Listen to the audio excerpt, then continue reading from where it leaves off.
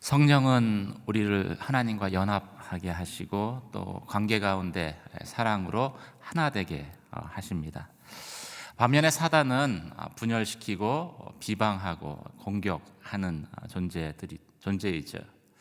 그래서 이 사단의 나라가 멸망케 되는 것은 시간, 언제 멸망하느냐, 이 시간의 문제일 뿐 멸망케 된다라는 그 사실은 변치 않습니다. 첫 번째 이유로 악을 멸하시는 하나님의 심판이 있기 때문이고요. 악의 세력이 아무리 강해도 만왕의 왕이신 어린 양을 대적할 수는 없기 때문입니다. 이 종말론적인 전쟁의 승패는 사실 창세기에 여자의 후손이 뱀의 머리를 상하게 할 때부터 이미 결정되어져 있었던 것이죠.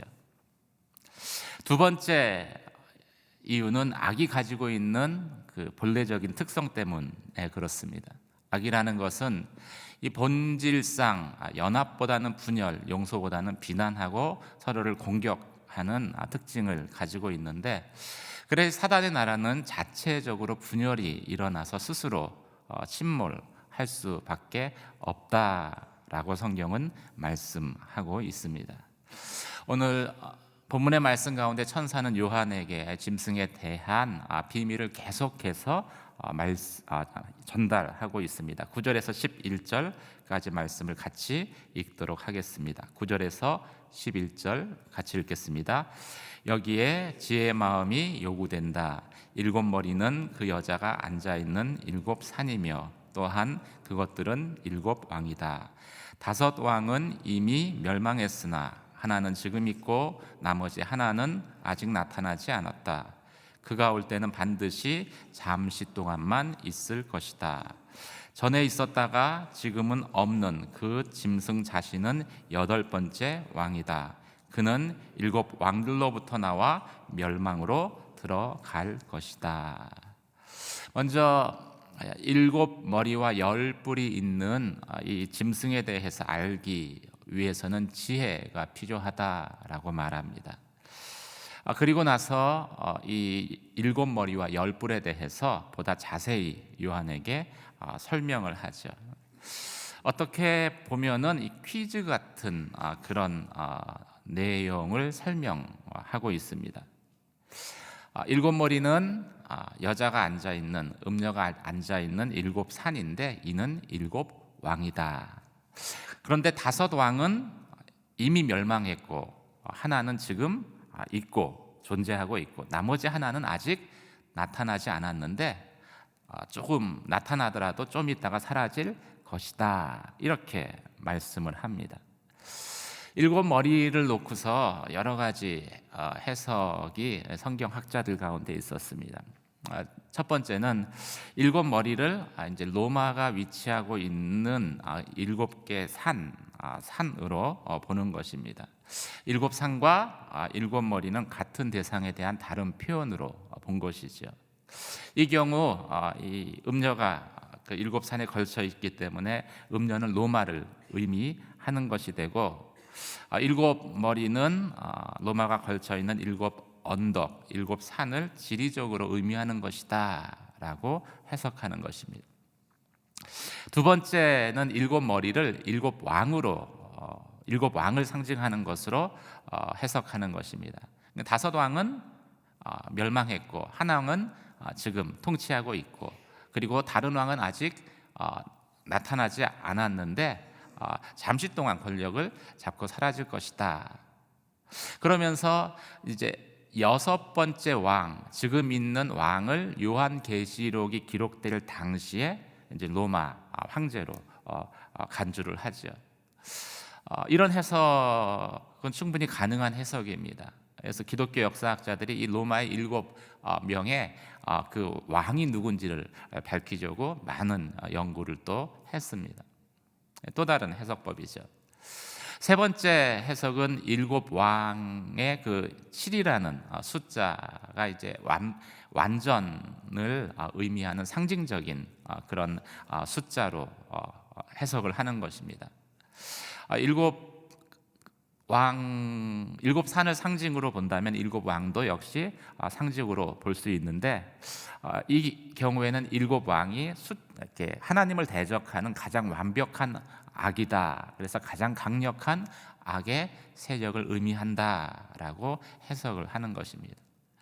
세 가지 가능한 해석이 있는데, 어느 것을 놓고서 이것이 확실하다라고 단정적으로 이야기할 수는 없습니다. 성경은 딱 여기까지만 이야기하고 있고 해석은 인간이 붙인 것이기 때문에. 그런데 성경에서 분명하게 확신 있게 말하는 한 가지 사실이 있습니다. 저희가 붙들어야 할 것은 바로 이것이죠. 어떤 해석을 하든지 간에 다섯은 끝났고 하나는 지금 있고 앞으로 올 하나는 아직 나타나지 않았지만, 이 일곱이 상징하는, 일곱이 나타내는 악의 세력은 오래지 못할 것이고 반드시 멸망케 된다라는 사실이죠. 천사는 이 사실을, 이것을 설명하면서 지혜의 마음이 요구된다, 필요하다라고 설명하기 전에 덧붙였습니다. 지혜라는 것이 무엇입니까? 지혜라는 것은 여호와를 경외하는 마음을 의미하는 것이죠. 말씀을 들었지만, 예언의 말씀을 들었지만 여호와를 경외하는 마음으로 그 말씀을 믿을 때, 받을 때, 현실은 계시록이 기록될 당시 요한이 직면하고 있는 현실은 짐승과 같은 잔혹함으로 믿는 자들을 핍박하는 악의 세력이 지금 존재하고 있는 현실입니다. 그럼에도 불구하고 또 미래에 나타날 또 다른 악의 권세가 있음에도 불구하고 여호와를 경외하는 마음을 가지고 말씀을 들을 때 우리가 확신할 수 있는 것은 무엇입니까? 이 악의 권세는 오래지 않아 멸망케 될 것이다 라는 사실이죠. 실제로 로마라는 거대 제국도 그토록 그 강력한 힘을 발휘하고 믿는 자들을 핍박했었던 그 로마의 황제들도 결국은 주후 400년에 이 말씀과 같이 역사 속으로 사라져 버리지 않았습니까? 여호와를 경외하는 마음이 그것을 우리로 하여금 받아들이게 할 것입니다. 우리가 살아가는 현실 가운데에도 사실 그런 갈등이 있지 않습니까? 악인의 번성함을 저희가 목격할 때인 것이죠. 하나님을 대적함에도 불구하고 우리는 이 악인이 번성하는 것을 볼 때 마음 가운데 갈등합니다. 또 어떤 분들은 부러워하기까지 합니다. 돈벼락 하는데 나도 그런 벼락 좀 맞아봤으면, 그런 심정이 다 저희 가운데 있지 않습니까? 그런데 너무 부러워하다 보면은요, 안타깝지만 닮아가게 되더라고요. 오늘 성경은 여호와를 경외하는 마음으로 이 악의 끝을 보라라고 저희 가운데 들으라라고 말씀하고 있습니다. 여호와를 경외하는 마음이 저희 가운데 있으면은 악인의 번성함이 오래가지 않을 것을 확신하게 되고 알게 될 것이기 때문입니다. 사랑하는 성도 여러분, 악인의 번성함을 참 부러워하지 않는 그런 여호와를 경외하는 마음으로 살아가는 저와 여러분이 되시길 주님의 이름으로 축원합니다. 이어서 천사는 8번째 왕인 짐승에 대해서 또 요한에게 계속해서 말씀하고 있습니다. 이 짐승은 원래 7왕 중에 속해 있었는데 전에 있었다가 지금은 없어졌습니다. 이 말은 짐승이 죽은 듯 하였다가 다시 살아나는 것을 의미하는 것이죠. 이 짐승은 무적행에서 올라왔습니다. 이 말은 이 짐승이 악마적인 능력으로 다시 살아나서 이전보다도 훨씬 더 큰 어떤 그 능력을 행사할 것을 의미하는 것입니다. 마치 그리스도께서 죽은 자 가운데서 부활하신 것처럼 짐승도 하나님을 모방하며 예수 그리스도를 모방하며 그 악마적인 능력, 그 사단적인 능력을 가지고 사람들을 놀래키며 그리고 사람들이 자신을 따르고 경배하게 만들 것입니다. 이 짐승이 10개의 뿔을 가지고 있습니다. 이 10뿔은 10명의 왕을 의미합니다. 이들은 짐승을 따르는 대가로 이 권력을 받아 휘두르는 세상의 악한 권세, 세상의 악한 권력을 의미하는 것들입니다. 근데 이 열 왕이 자신들의 능력과 권세를 짐승에게 줍니다. 그리고 짐승에게 충성을 맹세하죠. 그리고 이 짐승은 어린 양 예수 그리스도를 대적하는 그 대척점에 서게 됩니다. 여기까지는 이전에 천사가 얘기했던 것과 사실은 크게 다르지 않습니다. 근데 그 다음에 천사가 들려주는 말이 요한이 전혀 생각할 수 없었던 그러한 내용을 담고 있습니다.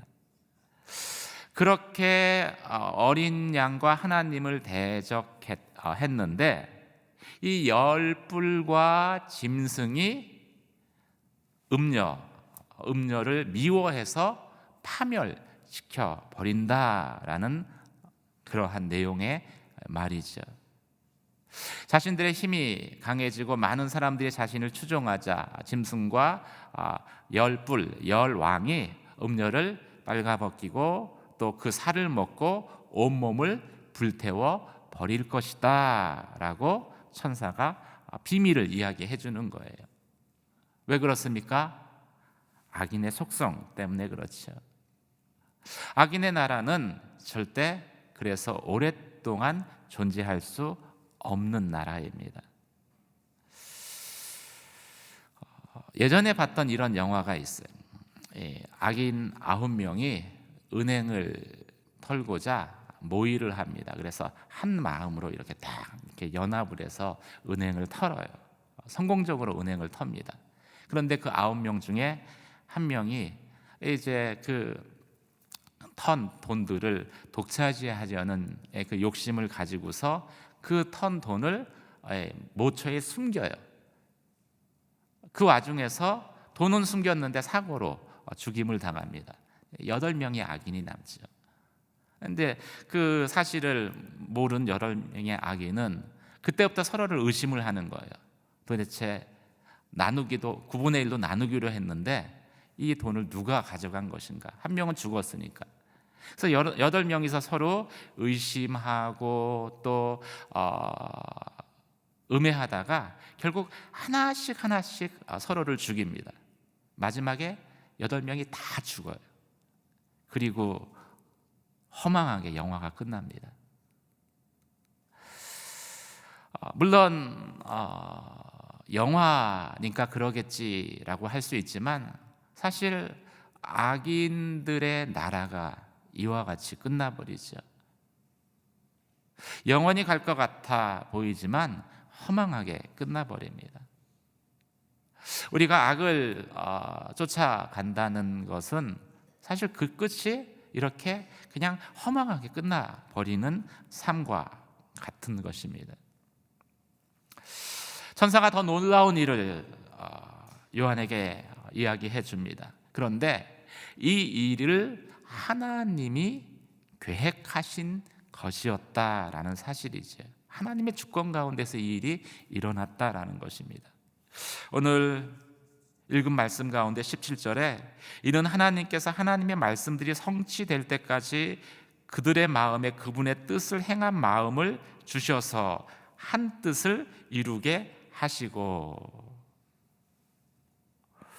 마치 출애굽의 구원을 이루기 위해서 바로의 강팍한 마음을 하나님이 이용하신 것과 같이, 사용하신 것과 같이 이 악을 심판하시기 위해서 하나님께서 그들 안에 있는 그 또 다른 악을 들어 사용하신 것이다 라고 말씀하고 있습니다. 하나님은 만왕의 왕이시고 만주의 주이십니다. 그래서 이 모든 것들이 하나님께는 가능한 것이에요. 오직 한 가지 목적을 이루기 위해서입니다. 하나님의 말씀을 성취하기 위해서, 하나님의 말씀을 이루시기 위해서 하나님이 이 일을 하셨다라고 천사가 요한에게 말해주는 것입니다. 사랑하는 성도 여러분, 이 모든 이야기를 듣고 나서도 악인의 번성함을 부러워할 마음이 생긴다라면은 그것은 어리석은 사람일 것입니다. 그런데 그런 어리석은 사람의 길을 저희가 깨어있지 않으면 은연중에 쫓아갈 수 있다라는 것이죠. 세상에는 여전히 그 악의 번성함이 있습니다. 그리고 그 악의 번성함을 볼 때 우리의 마음 가운데에는 그 악을 행하는 것이 하나님을 대적하는 것임에도 불구하고 부러워하는 마음이 생길 때가 있지 않습니까? 그러면 마지막 때, 그 종말의 때가 언제 우리에게 닥칠지 알 수 없지만 우리는 미혹당할 수 있는 거예요. 오늘 계시록의 말씀을 통해서 천사가 요한에게 들려준 그 놀라운 비밀의 계시를 통해서 사랑하는 성도 여러분, 하나님의 지혜가 여러분의 마음 중심에 새겨지기를 주님의 이름으로 축원합니다. 악인의 번성함을 부러워하지 마십시오. 악인은 잠시 흥하는 것처럼 보이지만은 결국은 오래가지 못하고 망하게 될 것입니다. 그리고 그 악인을 쫓았던 많은 권력들, 그리고 그 사람들은 악인이 심판당할 때, 악이 심판당할 때 똑같이 그 심판을 받게 될 것이기 때문입니다. 오늘 말씀을 생각하시면서 오늘 하루를 살아가실 때 여러분 삶 가운데 또 여러분 주위에 참 번성하는 악이 여러분의 마음을 이렇게 충동질 하더라도 하나님의 지혜 가운데에 요동하지 않는 그런 믿음의 삶을 살아가는 저와 여러분이 되시기를 주님의 이름으로 축원합니다. 기도하시겠습니다.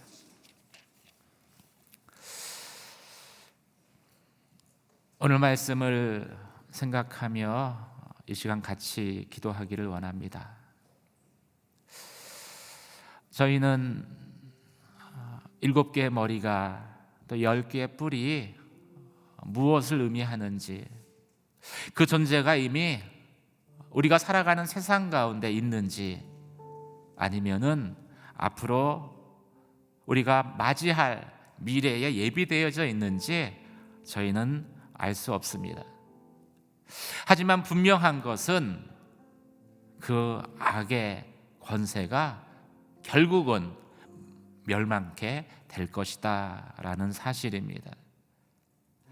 하나님, 저희가 살아가는 세상 가운데에도 마치 짐승과 같이 그 화려함과 권력을 자랑하는 것과 같이 악인의 번성함을 목격하는 순간순간들이 있습니다.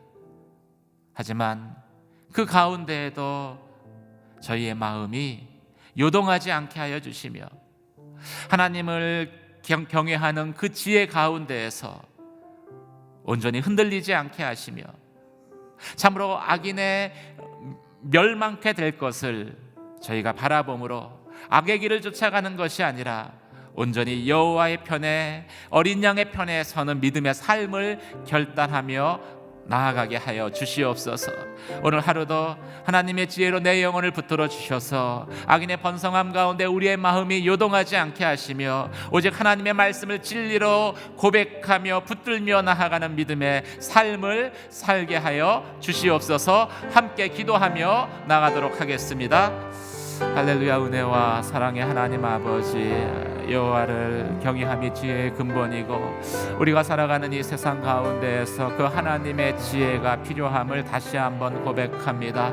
하나님, 참으로 주님의 그 아버지 하나님 심판이 아직 이 땅 가운데 임하지 않아서 여전히 우리가 살아가는 세상 가운데는 참으로 악인들도 번성하는 여러 아버지 일들을 오히려 저희가 바라보게 됩니다. 하나님, 그 일들이 저희의 눈에 보여지며 저희의 마음 가운데에 참으로 자극되어질 때 하나님, 성경 말씀과 같이 악인의 번성함을 부러워하지 않게 하여 주시옵소서. 말씀을 통하여서 또 여호와를 경외하는 그 아버지 하나님 마음 가운데에서 악인이 오래지 않아 멸망케 될 것을 저희가 확신케 하여 주시며 그 악인과 또 악인의 길을 쫓았던 자들이 함께 멸망하는 것을 저희가 기억케 하여 주시며 하나님, 악인의 번성함을 부러워하는 것이 아니라 하나님의 말씀 가운데 행함을, 하나님의 편에 서는 것을 온전히 아버지 안에 결단하며 나아가는 또 오늘 하루의 삶이 될 수 있도록 주님 인도하여 주시옵소서. 하나님을 경외하는 가운데 하나님 참으로 부어지는 그 지혜의 마음을 저희 가운데 부어주셔서 악인의 길을 쫓아가는 것이 아니라 여호와의 길을 쫓아가는 저희의 삶이 되기를 원합니다. 주님, 그 지혜로 나를 인도하시며 이끌어 주시옵소서.